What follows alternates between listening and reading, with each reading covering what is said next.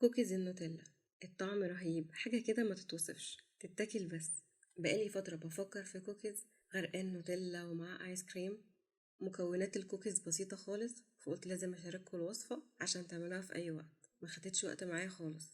جبت 3 معالق زبدة كبار أو نص كوباية زبدة، عليهم نص كوباية سكر، ممكن نسيح الزبدة كمان هتبقى أحسن في الخلط، واحط معاهم بيضاية وفانيليا واقلبهم كويس مع بعض. اهم حاجة نقلب البيض مع الزبدة كويس لحد ما يبقى خليط واحد كده، واحط كوباية وربع دقيق.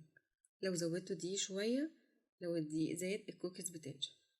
واحط اقل من ربع معلقة بيكنج صودا او بيكنج باودر. البيكنج صودا بيخلي الكوكيز طرية، البيكنج باودر بيخلي الكوكيز ناشفة. واحط شوكولات شيبس، انا حطيت 3 معالق كفاية قوي لاني لسه هحط شوكولات شيبس من فوق. هتحسوا ان العجينة ملزقة، هي العجينة كده حلوة قوي. ممكن تفردوها على ورقة زبدة وتقطعوها على قد الطاجن بالظبط، او ممكن تشكلوها بايديكم.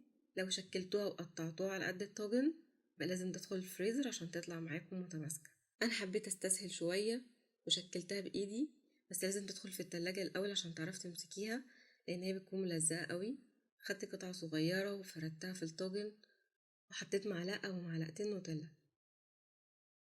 واحط كمان طبقة كوكيز من فوق، واقفل الحروف عشان النوتيلا ما تخرجش بره، واحط شوكولات شيبس من فوق. هي كده خلاص بتكون خلصت.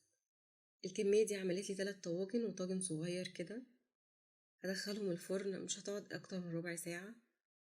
خدت لون خفيف، مش عايزاها تاخد لون احمر قوي علشان ما تبقاش ناشفة. واحط ايس كريم واغرقها نوتيلا.